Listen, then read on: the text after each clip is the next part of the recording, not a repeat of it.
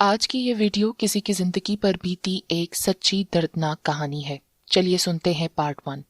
बेशक सर्दी अपने शबाब पर थी, बेशक हड्डियों का गूदा जम रहा था, बेशक सर्द हवाएं जिस्म को काटे डाल रही थीं, मगर उस वक्त खुद से ज्यादा उसे फिक्र नन्हे बच्चों की थी। और फिर खुदा जाने क्या हुआ कि जो ही उसने उस मनहूस दहलीज को पार किया, उसे लगा कि जैसे वो किसी बला के पिंजरे से निकल आई हो। एक अजीब सा इत्मीनान उसके अंदर उतर आया। उस वक्त सुबह के 5 बज रहे थे और हर तरफ घुप अंधेरा था। दूर से आती वैगन करीब आ रही थी और उसकी रोशनियां घुप अंधेरे में सुबह का पैगाम थी। यह सिंध का एक छोटा सा कस्बा था जहां उसने मुसीबत में पनाह ली थी। पसंद की शादी भी बाज़-औक़ात क्या क्या कयामतें दिखाती है। वैन रुक गई और वो अपने बड़े बेटे का हाथ थामे और नन्हे बेटे को गोद में कलेजे से लगाए अगली सीट पर बैठ गई। सखर, ये कहकर उसने चादर को अच्छी तरह अपने गिर्द लपेटा और सोचों के दरिया में गर्क हो गई। ये पसंद की शादी ही तो थी जिसने इस तरह नन्हे बच्चों के साथ उसे दरबदर कर दिया था। अब उसके सामने गुजरा वक्त भी था और अगली कड़ी मंजिल भी। उसने कासिम से पसंद की शादी की थी। दोनों सखर में रहते थे। ये भी वहीं कॉलेज में पढ़ती थी, घर भी वहीं था। घर वालों ने शादी की मुखालफत की थी, लेकिन उसके सर पर तो इश्क का भूत सवार था। दूसरी तरफ कासिम भी बारात लेकर आने पर संजीदा था। इस तरह एक छोटी सी तकरीब में वो हमेशा कासिम की हो गई और साल के अंदर उसका बड़ा बेटा भी गोद में आ गया। कासिम के घर वाले उससे खुश नहीं थे। वो जमीन जायदाद वाले लोग थे और शादियों के जरिए से उनकी जमीन जायदाद में इजाफा होता था, जबकि नीलोफर के वालिद एक दरमियाने दर्जे के गवर्नमेंट मुलाजिम थे। लिहाजा उन्होंने एक मुनासिब जहेज देकर बेटी की शादी कर दी। हाँ, उसे तालीम के जेवर से आरास्ता जरूर कर दिया था। नीलोफर से छोटी एक बहन थी और उससे छोटा एक भाई था। नीलोफर की वालिदा भी बहुत पढ़ी लिखी खातून थी। उनके मिजाज में सुलझाव था, इसलिए घर का माहौल भी सुलझा हुआ था, जबकि उसके ससुराल का माहौल यकसर मुख्तलिफ था। वहाँ पैसा तो बहुत था, लेकिन तमीज़ो तहजीब का फुकदान था। वहाँ के लोग जोर जोर से बातें करते, जरा जरा सी बात पर हंगामा खड़ा हो जाता, खासकर खाने पर। कासिम समेत 5 भाई थे। कासिम तीसरे नंबर पर था। 2 बड़े भाइयों की बीवियां उन्हीं के खानदान की थीं। बड़ी जिठानी नीलोफर की सास की भतीजी थी और छोटी भांजी, जबकि नीलोफर ना सिर्फ गैर खानदान की थी बल्कि उनके दरमियान में जुबान का फर्क भी था। बड़ी बहुएं चूंकि उनके खानदान की थी, इसलिए वो सब एक तरफ यानी एक पार्टी थी। नीलोफर के साथ सिर्फ उसका शोहर कासिम था। उसकी जिंदगी काफी मुश्किल थी, लेकिन वो तब आसान हो जाती जब कासिम के मोहब्बत भरे बोल उसकी तन्हाई में रंग घोल देते थे। कासिम नीलोफर को बहुत चाहता था, बहुत ही ज्यादा, खुद से भी ज्यादा। अपने वादे का पाबंद था। अगर उसे जिंदगी का साथी बनाने का वादा किया था तो उसने पूरा किया। खुदा ने बेटा दिया तो कासिम ने जी खोल कर खुशियां मनाई। उधर सास शमशाद बेगम ये समझती थी कि चंद दिन की आशिकी है, कुछ दिन बाद इश्क का भूत उतर जाएगा।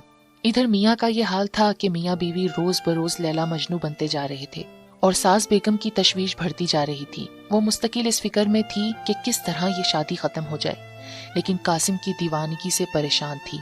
नीलोफर के देवर छोटे थे, ससुर इंतकाल कर चुके थे। सास ने तो यहाँ तक सोचा था कि नीलोफर पर देवर के हवाले से कोई इल्जाम लगाकर उसकी छुट्टी करें।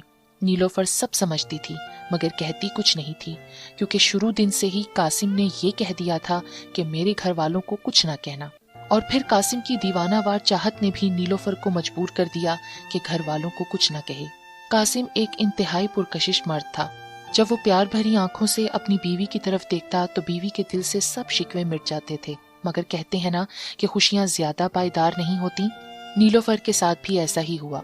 सोते सोते उसकी आंख खुली थी, कोई बेहाना ख्वाब देखा था। वो पूरी तरह पसीने में नहाई हुई थी। क्या हुआ मेरी जान, क्या हुआ तुम्हें? कासिम में कभी ख्वाब में इस तरह नहीं डरी। नीलोफर की आंखों में आंसू थे। मैंने देखा कि हर तरफ लाशें पड़ी हैं, चीखो पुकार मची है। अभी वो इतना ही कह पाई थी कि दूर कहीं धमाके की आवाज आई। खुदा रहम करे। ये कहते हुए कासिम कमरे का दरवाजा खोलकर बाहर निकल आया।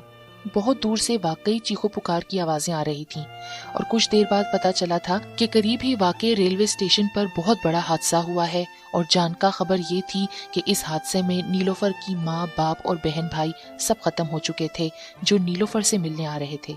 फिर उसे कुछ होश ना रहा और जब आंख खुली तो 4 जनाजे कफन में लिपटे रखे थे। उसने उठना चाहा, लेकिन हिम्मत ने साथ नहीं दिया और फिर होश आया तो सवाए आहो फुका के कुछ भी नहीं बचा था। और ये तो उसके फरिश्तों को भी नहीं पता था कि वाकई कुछ भी नहीं बचा, क्योंकि नीलोफर तो थी मेके में। उधर सास साहिबा रस्मी सी ताजियत करके जाने के बाद उसे मजीद बर्बाद करने के मंसूबे बना रही थी और इसी मंसूबे के तहत वो एक रात अपनी तमाम आलो औलाद के साथ दुबई के लिए रवाना हो गईं, जहां एक अच्छा मकान ही नहीं उनका खासा कारोबार भी मौजूद था। चंद रोज बाद कासिम को भी फोन करके वहां बुला लिया गया। मर्द की फितरत ये है कि खासकर शोहर की, कि मुसीबत में वो बीवी का एक हद तक ही साथ देते हैं। कासिम जब नीलोफर के घर जाता, उसका रोना शुरू हो जाता। वो बीवी के रोज रोज के रोने पीटने से एक हद तक परेशान हो चुका था। जब उसने दुबई की आजाद फिजा में सांस ली तो उसे तब्दीली का एहसास हुआ। हालांकि उसमें कोई शक नहीं था कि वो नीलोफर को बहुत चाहता था, लेकिन आखिर कब तक उसके साथ रोना रोता। अब जो दुबई में रिहाइश के साथ कारोबार शुरू हुआ तो पांचों भाई जी जान से उसमें जुट गए और माँ ने अपनी दोनों बहुओं के साथ पाकिस्तान का रास्ता इख्तियार किया। ये 1990 की दिहाई की बात है। उस जमाने में मोबाइल इतने आम नहीं हुआ करते थे। हाँ, घरों में टेलीफोन सेट होते थे। नीलोफर मेके में थी। हाय अफसोस का जुमला सुबह शाम सुनती थी और ताजियत करने वालों का तांता बंधा हुआ था। और फिर रफ्ता रफ्ता हजूम छटने लगा तो अब उसे अपने घर का ख्याल आया। क्योंकि उसके बाप का घर सरकारी था, उसे खाली करना था। कासिम का फोन रोज रात को दुबई से चंद मिनट के लिए आता था। फिर उसने नीलोफर को कहा कि अब मुझे अफोर्ड करना मुश्किल हो रहा है, मैं एक दिन के गैप से फोन किया करूंगा। फिर 2 दिन हुए, फिर 3 दिन, 4 दिन। इधर नीलोफर को अपनी माँ का घर खाली करना मुश्किल हो रहा था। सामान बहुत था। अजीजो कुर्बा ताजियत के बहाने आते और उनकी हरीस नजरें घर के सामान और नीलोफर पर होती थीं। बहुत दिन बाद नीलोफर ने अपने बेटे को गौर से देखा तो वो बहुत ही कमजोर हो गया था। बाबा कहाँ है? उसने तोतली जबान से पूछा तो माँ के कलेजे पर तो जैसे छुरी चल गई। अब नीलोफर ने कलेजे पर पत्थर रखकर माँ के कपड़ों की अलमारी खोली। फिर अश्कों का सैलाब दर आया। सांस बहाल हुई तो सोचा कि आखिर कब तक रोऊंगी। माँ बाप और अपने छोटे बहन भाइयों के कपड़े सब गरीबों में दे डाले। घर का सामान कुछ फरोख्त किया, कुछ यूं ही दे डाला। फिर ससुराल फोन किया तो सास शमशाद बेगम ने उखड़े लहजे में बात की, आ जाओ, मगर कासिम तो अब इधर नहीं होता। वो हस्बे आदत खामोश हो गई। आप ड्राइवर से कह दें मैं तैयार हूँ। अच्छा, बहुत जल्दी घर की याद आ गई तुम्हें। नीलोफर का दिल तो धक से रह गया। वो ये ना जानती थी कि अभी तो इब्तिदा हुई है, आगे कितनी कड़ी मंजिल उसके लिए खड़ी है। नीलोफर ने अपनी माँ के जेवर संभाल के अटैची में रखे और ससुराल आ गई। कोई इस्तकबाल करने वाला नहीं था। वो खामोशी से अपने कमरे में आ गई। घर में अजीब किस्म का सन्नाटा था। दोनों जिठानियां भी कुछ बदली हुई नजर आईं।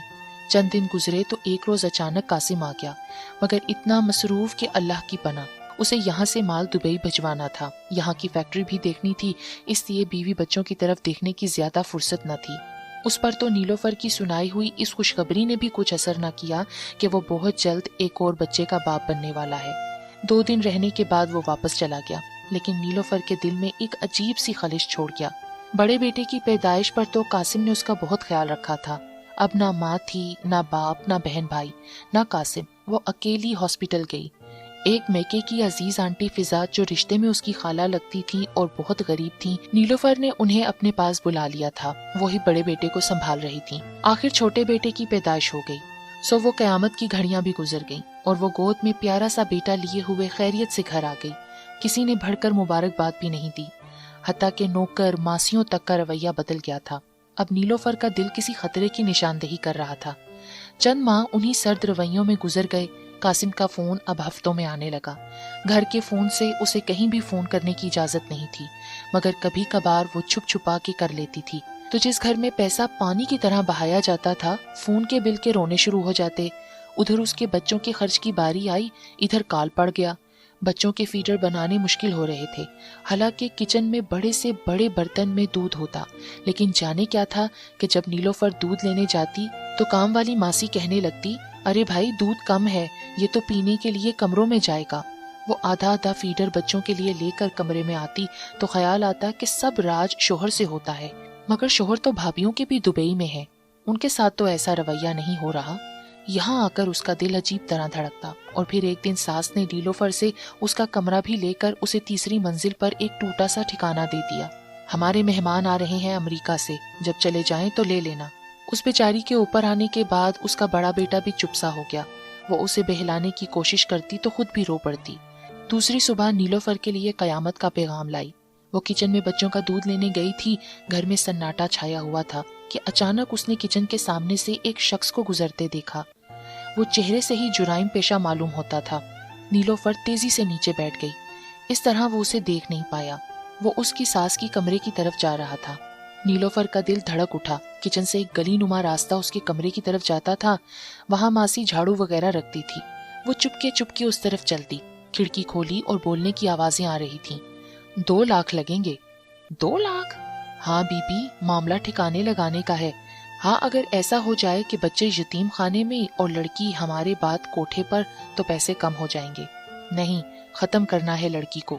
میرا بیٹا اس پر جان دیتا ہے، اس کے فون آ رہے ہیں کہ بات کروا دو، میں اسے کسی طرح ٹال رہی ہوں۔ اگر یہ زندہ بچ گئی تو خطرہ ہے، میں دوسری بہو لاؤں گی تو کروڑوں کی جائیداد ساتھ لائے گی۔ اچھا، خود کروڑوں کی اور ہمارے 2 لاکھ بھی برے؟ بیوی پکڑے جاتے ہیں تو پھانسی ہوتی ہے، 2 سے 1 پیسہ کم نہیں۔ اپنے بیٹے کو بول دینا بھاگ گئی، آدھے پیسے ابھی دو اور آدھے پیسے جب کام ہو جائے۔ یہ تمام گفتگو سن کر نیلوفر پسینے میں نہا چکی تھی۔ کل 3 بجے میں اسے کسی بہانے بچوں کے ساتھ گلی کے کونے تک بھیجوں گی، پھر تم نے اپنا کام کرنا ہے۔ اب تو نیلوفر تھر تھر کانپ رہی تھی، لیکن وہ اس حالت میں بھی اپنے بچوں سے غافل نہیں تھی۔ بڑی مشکل سے بے آواز قدموں کے ساتھ وہ چپکے سے اوپر آ گئی۔ بچے سو رہے تھے اور وہ حواس باختہ۔ میرے پاس 24 گھنٹے ہیں، ایک ماں اس کے اندر سے بول رہی تھی۔ دیکھو نیلوفر، تم ایک پڑھی لکھی لڑکی ہو، صوم و صلات کی پابند ہو، خدا سے مدد مانگو۔ اس کی کپ کپی ماند پڑنے لگی۔ مصیبت میں گھبرانا خود ایک مصیبت ہے، ہمت کرو۔ اور پھر اتفاق سے اس وقت بہت سارے مہمان آ گئے۔ قاسم کی خالہ اپنے پورے خاندان سمیت آ پہنچی تھی۔ نیلوفر نیچے چلی گئی۔ اس نے اپنے چہرے سے بالکل یہ ظاہر نہیں ہونے دیا کہ اس پر کیا گزر رہی ہے۔ خالہ کے ساتھ ان کے بیٹے، بہویں، بیٹیاں، پتہ نہیں کتنے پوتے پوتیاں، نواسے نواسیاں تھیں۔ ماسیاں بہت سا کھانا پکا رہی تھیں، دودھ کا بھی بہت بڑا برتن بھرا ہوا تھا۔ سب سے بات چیت کر کے وہ اپنا کھانا اور بچوں کا بہت سارا دودھ سب کی نظر سے بچا کر اوپر لے آئی۔ اوپر آ کر پھر اس کی حالت خراب ہونے لگی۔ ہمت کرو، اس نے خود کو تسلی دی اور قرآنی آیات پڑھ پڑھ کر اپنے سینے پر دم کرنے لگی تو اس کا حوصلہ مضبوط ہونے لگا۔ کپڑے تو پہلے ہی اٹیچی میں رکھے تھے، اس وقت ضرورت ہے گرم کپڑے، کمبل اور پیسے۔ 1 لاکھ کی ایک گڈی جو قاسم نے منہ دکھائی میں اسے دی تھی یوں ہی پڑی تھی، کچھ رقم پرس میں بھی تھی۔ نوٹوں کی گڈی اٹیچی کے خفیہ خانے میں محفوظ کی، ماں کے زیور بھی سنبھال کر رکھے، کمبل طے کیا، اس کے ساتھ ایک ہلکی سی رضائی بھی رکھی۔ رات ہوتے ہی نیلوفر نے بچوں کو گرم کپڑے پہنائے، خود موٹا سویٹر پہنا، شال کو اچھی طرح لپیٹ کر تیار ہوگی۔ نیچے سب کھانا کھا کر آرام کرنے لیٹ گئے تھے اور جلدی ہی سو گئے تھے۔ اس کی ساس شمشاد بیگم اپنی اس بہن کو بہت چاہتی تھیں، وہ بھی بہن کے ساتھ باتیں کرتے کرتے سو چکی تھی۔